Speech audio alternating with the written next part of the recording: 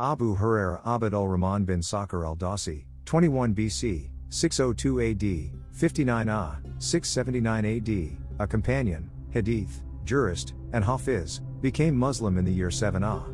He adhered to the Prophet Muhammad, and memorized the hadiths from him, until he became the most narrator and memorizer of the Prophet's hadith. Abu Hurairah's memorization sting, many companions and followers gathered around him among the students of the Prophet's hadith, whose number al-Bukhari estimated exceeded the 800 who narrated on the authority of Abu Hurairah.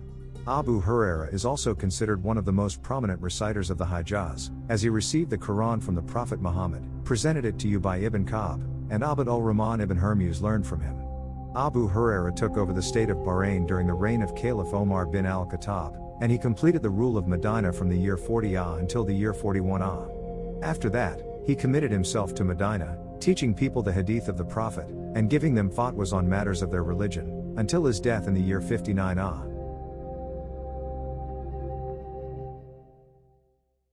Abu Hurairah grew up in the dwellings of his Azdi tribe Daws in the land of Yemen as an orphan. Then he migrated in the first year 7 AH, when he was 28 years old, with a group of his people from the tribe of Daws al-Samaniya, to Medina at the time of the Battle of Khaybar. Abu Hurairah embraced Islam in the year of Khaybar, and he witnessed it with the Messenger of God, may God bless him and grant him peace.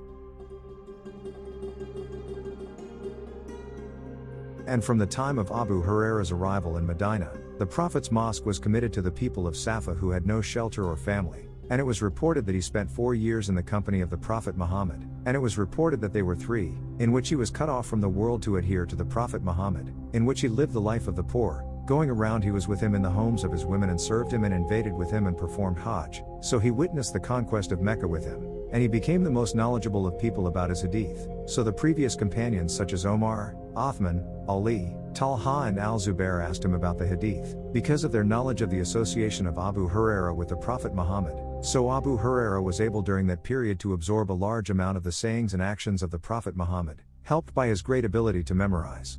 During that period, Abu Hurairah was distinguished by his courage in asking the Prophet Muhammad about things that no one else could ask him about. The Prophet Muhammad entrusted him with some tasks, such as preserving the funds of the Ramadan zakat. The Prophet Muhammad also sent him as a muezzin with al-Allah bin al-Hadrami when the Prophet Muhammad sent al-Allah as governor of Bahrain.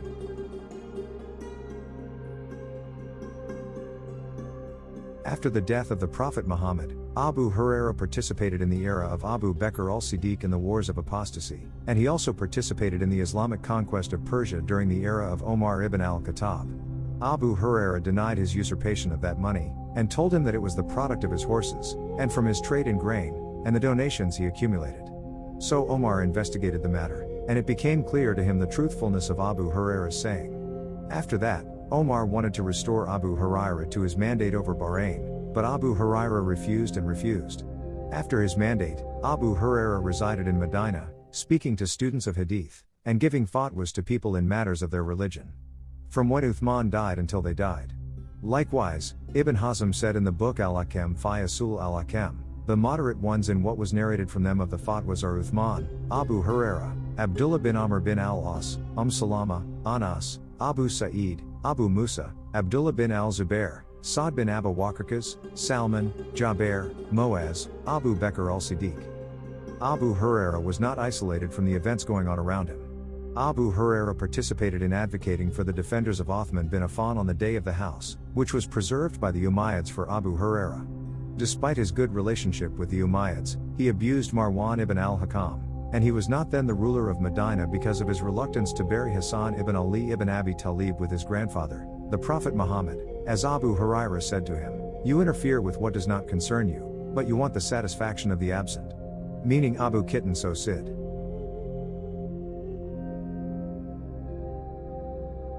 There were many narrations on the date of Abu Hurairah's death. Hisham bin Urwa said that Abu Hurairah and Aisha died in the year 57 AH, and this date was supported by Ali bin al-Madini, Yahya bin Bakir and Khalifa bin Kayat, while al-Haytham bin Uday said that he died in the year 58 AH, while al-Waqidi and Abu Ubad said and Abu Omar al-Darir said that he died in the year 59 AH, and al-Waqidi added that his age at that time was 78 years old, and that Abu Hurairah was the one who prayed for Aisha in Ramadan in the year 58 AH, and for Salama in Shawwal in the year 59 AH. Then he died after that in the same year. The death of Abu Hurairah was in Wadi al-Aqiq, and after that he was carried to Medina, where al-Walid bin Utbah, the emir of Medina at that time, prayed for him after the Asr prayer, and Abdullah bin Omar and Abu Sa'id al-Khudri, and he was buried in al-Baqi. And Abu Hurairah recommended when death approached him, and he said, "If I die, do not mourn for me, do not strike me with fire, do not follow me with a brazier, and hurry with me." Before his death, he also had a house in Dhul Hulaifa, which he gave as alms to his loyalists. Al-Walid bin Utbah wrote to the Caliph Ubayy bin Abi Sufyan informing him of the death of Abu Hurairah. So Ubayy wrote to him ordering him to count the heirs of Abu Hurairah, to give them 10,000 dirhams, and to be kind to them. There is no mention of Abu Hurairah's family more than that he had a wife named Bizra bint Ghazwan, and from the son was his son, the liberator, who narrated the hadith of the Prophet, Abd al-Rahman bin Abi Hurairah, and Bilal bin Abi Hurairah. And a daughter who was the wife of the follower Sa'id bin al-Musayyib. As for the formal description of Abu Hurairah was a man of Adam, far between the shoulders, parted the two sides, with two braids, and tended to joke between them, and he hits the ground with his feet, wanting to make them laugh, so the boys panic from him, and they flee here and there, laughing. His version of the hadith of the Prophet.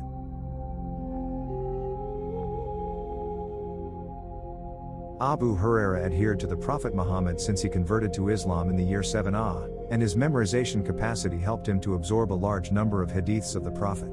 Al-Dhahabi mentioned in his translation of Abu Hurairah in his book Siyar Alam al-Nubala that the hadiths of Abu Hurairah amounted to 5,374 hadiths in the Musnad of Baqi bin Mukhlid.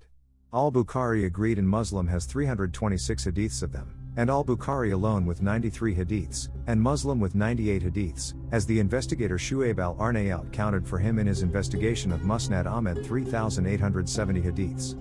In the 3rd century Abu Ishaq Ibrahim bin Harb al-Askari compiled the Musnad of Abu Hurairah, and a copy of it is preserved in the Köpreli Library in Turkey, just as al-Tabarani collected the Musnad of Abu Hurairah in a workbook.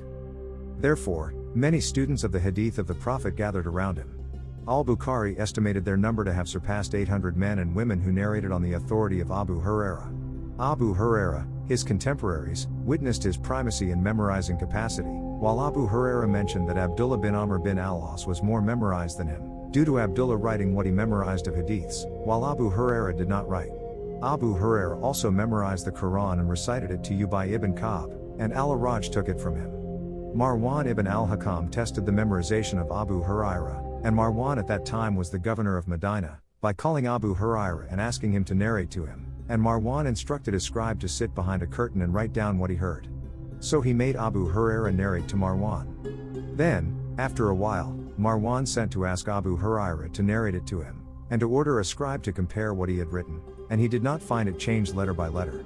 Then Marwan said to him, "You know that we have written all of your hadith?" He said, "Yes." He said, "Then read it to me." So he read it. Abu Hurairah said, "As for you, you have memorized it, and if you stab me, it will erase it." Marwan erased it, and Abu Hurairah said, "Wait as we narrate it."